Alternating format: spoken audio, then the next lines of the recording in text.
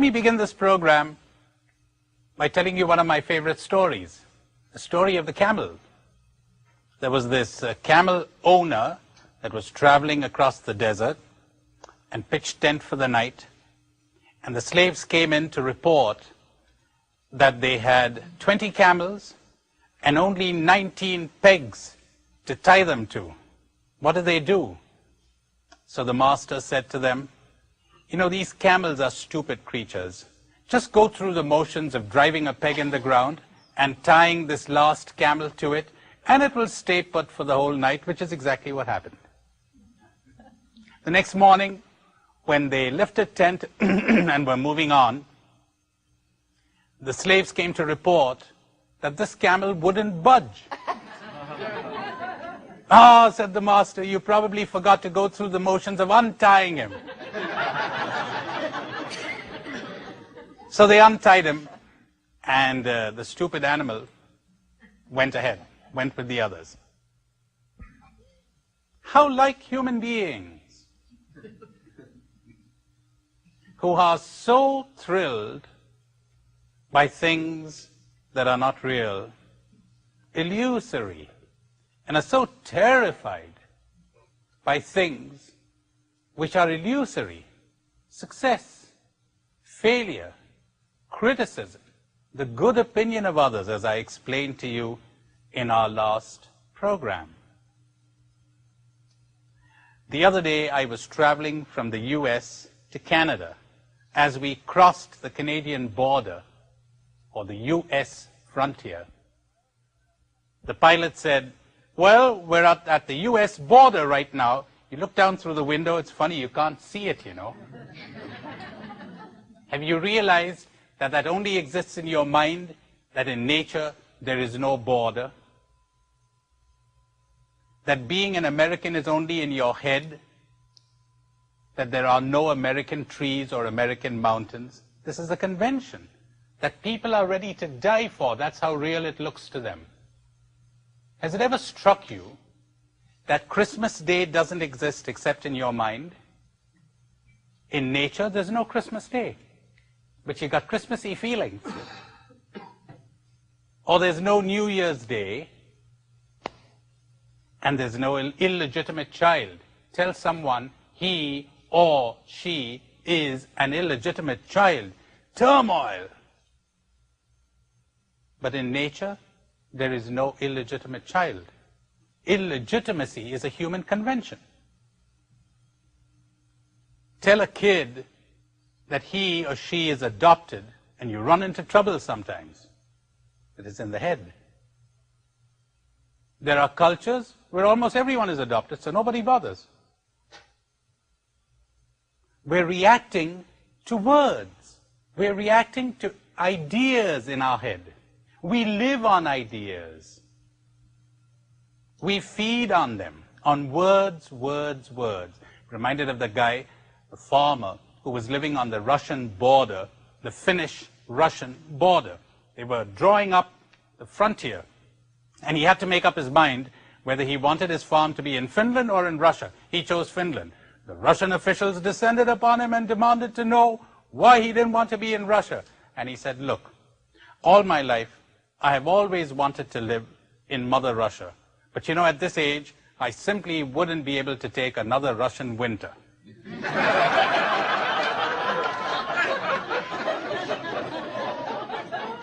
Or your Mark Twain, who says, cold. If the thermometer had been half an inch longer, we would have frozen to death.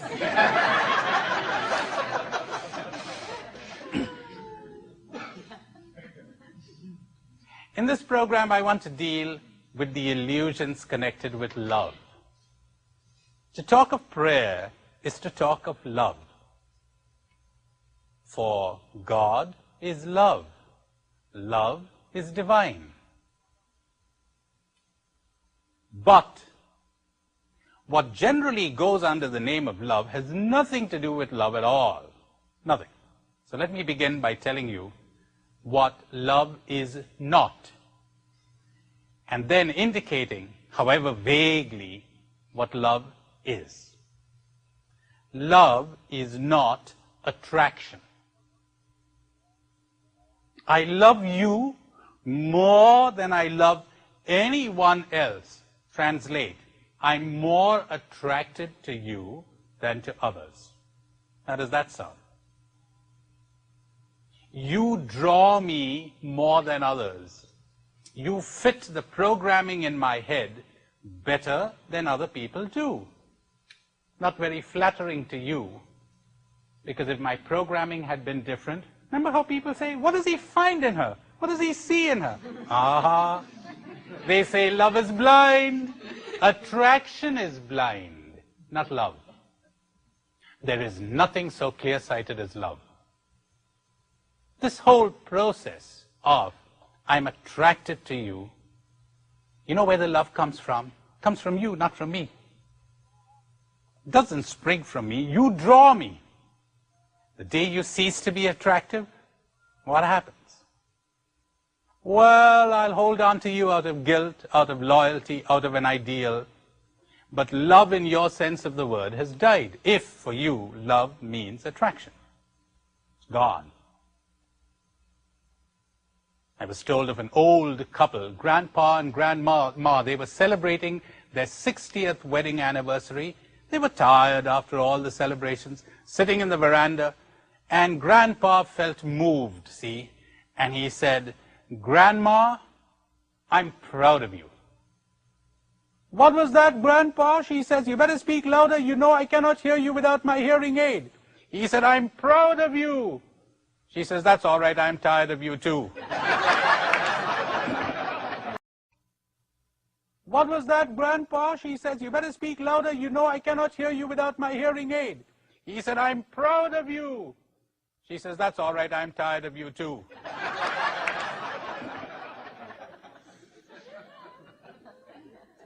You know, that's where attraction always ends up.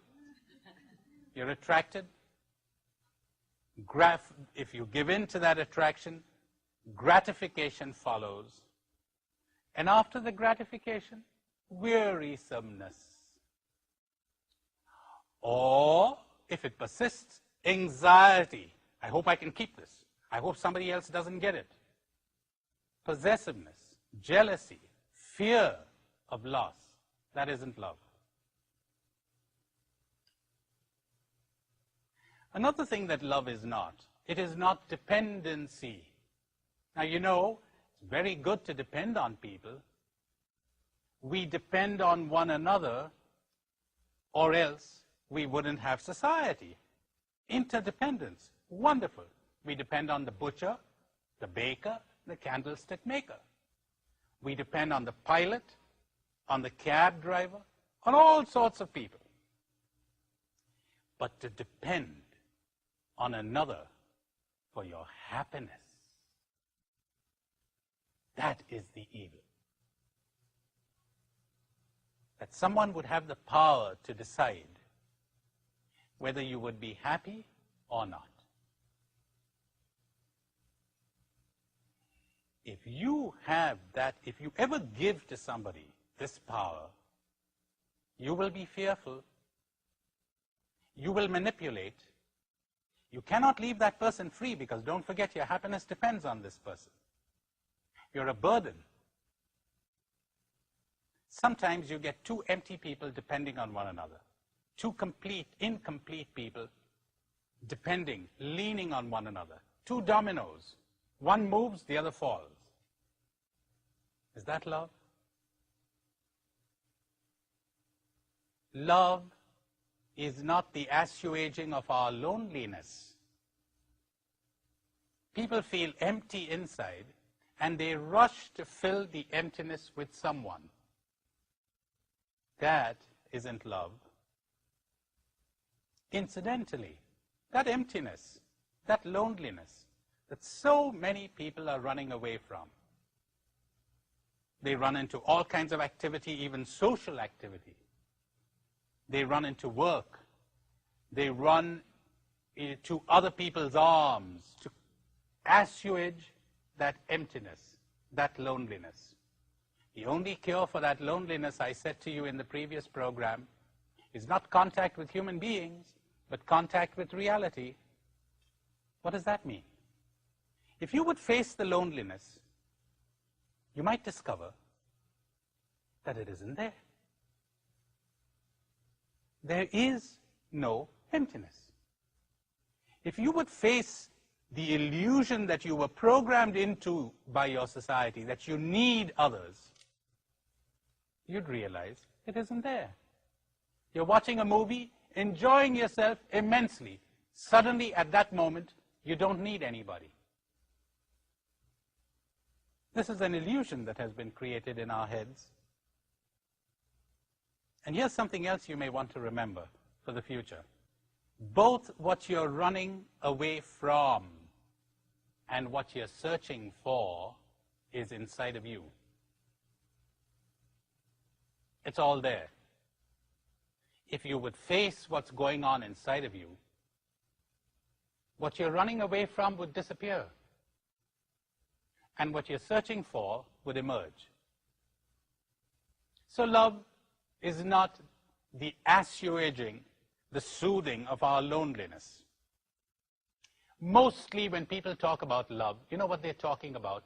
They're talking about a thing of the market. It's a bargain. You be good to me, I'll be good to you. You be nice to me, I'll be nice to you. You're not nice to me, funny. Those nice feelings I had towards you turn sour. Is that love? You could bargain with money. You could strike a deal with money. You could strike a deal with all kinds of things. You're striking a deal with your emotions, and that's supposed to be love. Here's another surprise. Love is not desire. I desire you with all my heart. You know, inasmuch as I love you, I do not desire you. I enjoy you thoroughly. But I'm too full to need you. It's like when you come, you're so enjoyable. And when you leave, I'm not at all miserable. I'll enjoy the next thing, and the next, and the next person, and the next. I'm full. And if you are full too, how marvelous that is. Centuries ago, Buddha had these marvelous words to say. The world is full of sorrow. The origin of sorrow, the root of sorrow, is desire. The uprooting of sorrow is desirelessness. Let's translate that better, because by desire he meant a desire on whose fulfillment my happiness depends. And our societies and cultures are the whole time encouraging us to add to these desires. So we're more and more programmed to unhappiness and to non-love. The world is full of sorrow. The root of sorrow is craving. The uprooting of sorrow is cravinglessness. I desire all kinds of things, but I don't desperately need anything. If that desire is not fulfilled, I'll be quite happy. I explained this in the previous program. Sometimes people say, if you had no desire, would you ever achieve something? If you had no ambition, like that guy who stands up on a platform and he says, I was born an Englishman, I will live an Englishman, and I shall die an Englishman. And an Irishman in the crowd shouts, man, have you got no ambition? He says, ambition. That's one of the things we were brainwashed into. They told us, if you don't have an ambition, you won't do anything. They forgot that there's so much energy and so much delight in working, whereas the ambition brings tension. Listen to these marvelous words of the great Chinese sage, Chuang Tzu. They're so good that I took the trouble to learn them by heart.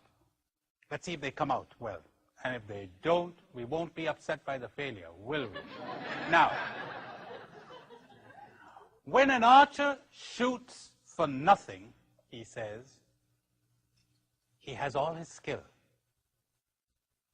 When he shoots for a brass buckle, he is already nervous.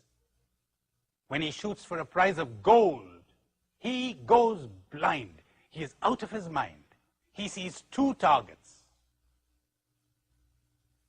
His skill has not changed, but the prize divides him. He cares. He thinks more of winning than of shooting. And the need to win drains him of power. Isn't that marvelous? It was your ambition that drained you of power. You were driving with your brakes on. You were tense. So, the world is full of sorrow. The root of sorrow is craving. Marriages that are built on craving are so fragile, so ready to fall apart. I have expectations of you. You better live up to them, or else. You have expectations of me. I'd better live up to them, or else. Quarrels. See, you need me, I need you.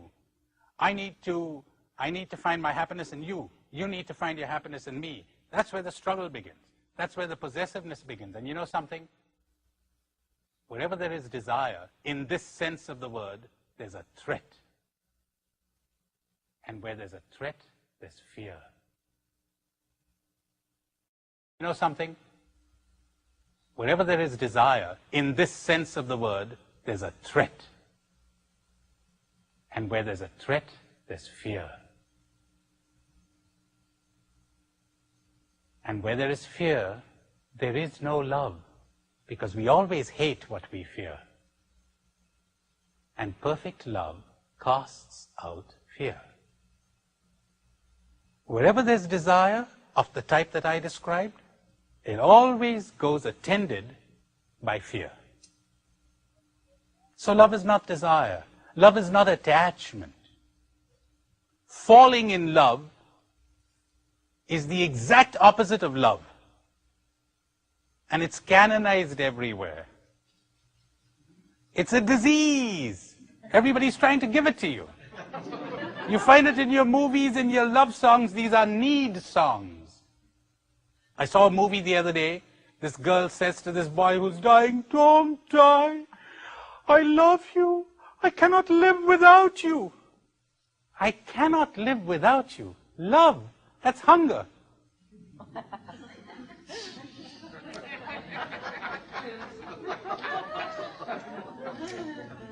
So, you know something? When I fall in love with you, I cease to see you. I don't see you anymore. Whenever there's a powerful emotion, whether it's positive or negative, I cannot see you. The emotion comes in the way. I'm projecting my own needs onto you. Falling in love is blind. Attachment. We're already moving into what love is. I told you what love is not. You know something? I cannot tell you what love is. It cannot be said. I cannot tell you what happiness is. It cannot be said. When you drop your fears and your attachments and your illusions, you will know. I could give you comparisons. Listen to this. To love means at least clarity of perception, accuracy of response. I see you clearly as you are. That's the least I could demand in love. How could I love you if I don't see you? Now get ready for a surprise. Generally, when I see you, or you see me, we don't see one another, we're seeing an image. A husband, does he relate to his wife or to his image of his wife? Is the wife relating to her husband or to her image of her husband? How is this image formed? Watch this. If you think you've been shocked till now, get ready for this one. I have an experience of you. That experience is stored in my memory. I make a judgment on the basis of that experience. I'm carrying this along with me, and I'm acting or reacting to you on the basis of this, not on the basis of what you are right now. There's a picture on my window as I look through it at you. I'm looking through that picture. No clarity of perception. There's a lovely sentence in the New Testament where Paul, speaking of love, says, love keeps no record of wrongs. And I say to people sometimes, you're going to be very sorry when you get up there and you find they don't have any books. There's a lovely story of this woman who's supposed to be getting visions of God. So the bishop sends for her. And he says, listen, you're creating a great sensation. I suppose you realize that being bishop of the diocese, it is up to me to decide whether those visions are true or false. She says, yes, Your Excellency. And this is my responsibility and duty. Yes, Your Excellency. So you're going to have to do what I tell you. I will, Your Excellency. He says, now look, the next time that God appears to you, or whoever it is that appears to you, you're going to put him this test by which I'll know whether he's really God or not. She says, very well, Your Excellency. What is the test? And the test is going to be this. You're going to say to God, please tell me the private and personal sins of the bishop. And then he says, after God has revealed that to you, if he is God, then you come and tell me and no one else. Okay? And she said, very well, Your Excellency. After a month, she comes back. And the bishop said, did God appear to you again? She says, I think so, Your Excellency. Did you ask him that question? She said, I certainly did. And what did God say? God said, go tell the bishop I forgot his sins.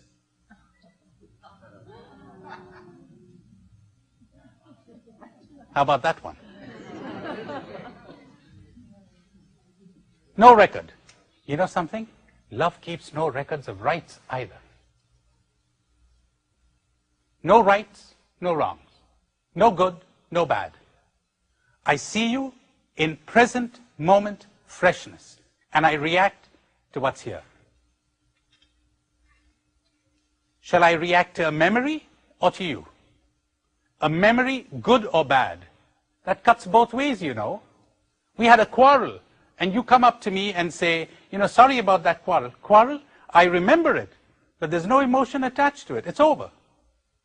That's what the mystics are talking about when they talk about the purification of memory.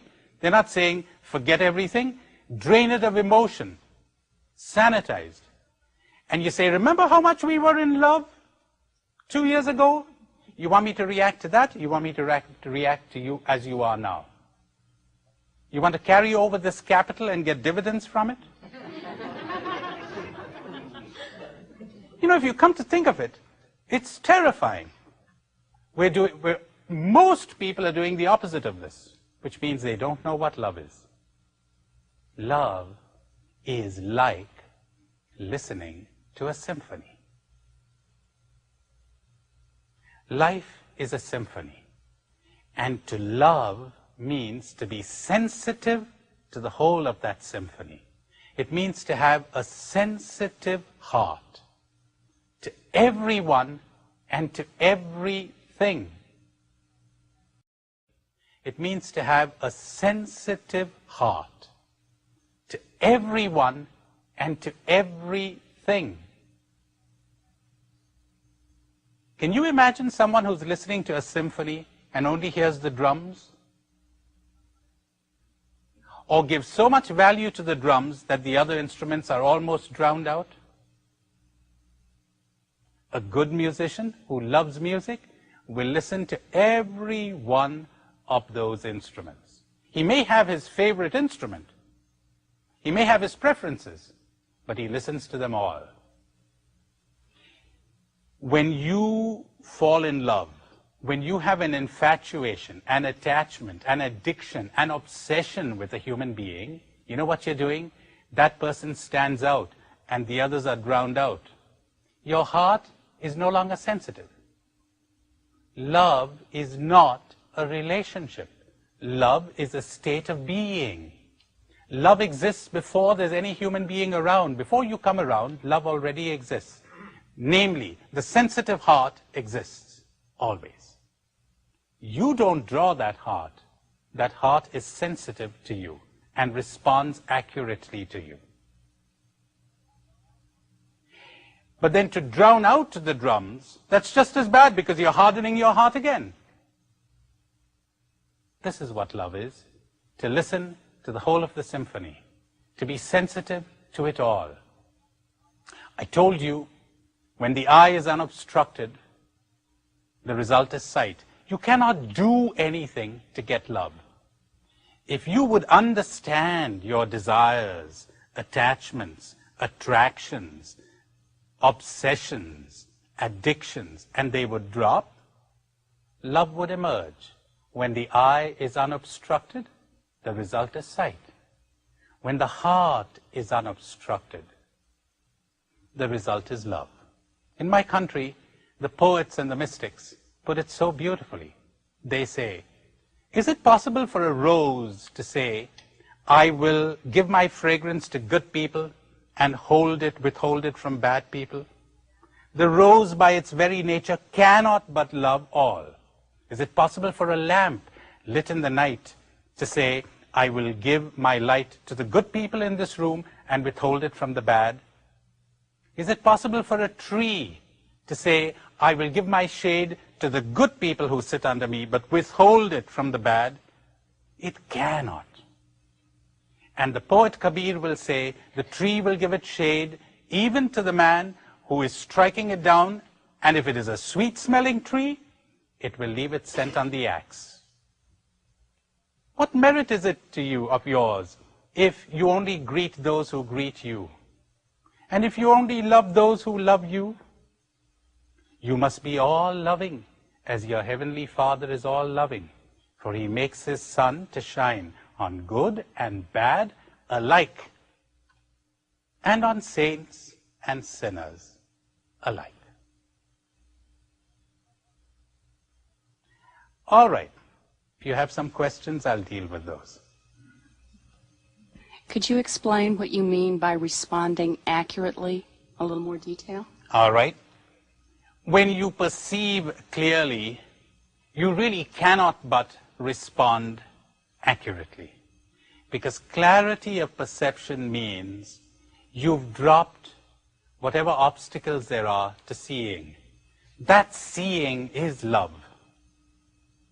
You will spontaneously give to each thing the response it deserves. So that's what it really means. Anyone else? You've referred off and on to prayer, that a response is prayer, various things are prayer. Where does the answer to the prayer, or God's side of this prayer, come in? Right. What I've been referring to is not so much the Lord, Lord, but do what I tell you. This is the prayer I've been talking about, see? The two types of prayer, there's the Lord, Lord, that's pretty good. And there's something much better. Do what I tell you. You know something? There are people who do what he tells them without ever saying Lord, Lord, or even having heard of the Lord. Does that make sense to you? Does it? Does it? Yes, wonderful. And there are people who are full of Lord, Lord, but mighty little else. So it's like people saying, Lord, we worked miracles in your name. We prayed to you day and night. I do not know you. So, to do what I tell you, that is love of God. To be transformed into love, that is love of God. Then you will know what God is. Then you will know what reality is. All right, let me sum up for you what I was saying in this program. I talked about a major illusion that we have, the illusions concerning love. In the previous programs, I dealt with other illusions. Prayer, love, spirituality, religion means drop your illusions. Inasmuch as religion helps you to do this, it's fine. Inasmuch as it distracts you from it, takes you away from it, it's a disease, it's a plague, it must be avoided. Once these illusions withdraw, the heart will be unobstructed. Then there will be love. Then there will be happiness. Then there will be transformation. And only then will you know what God is.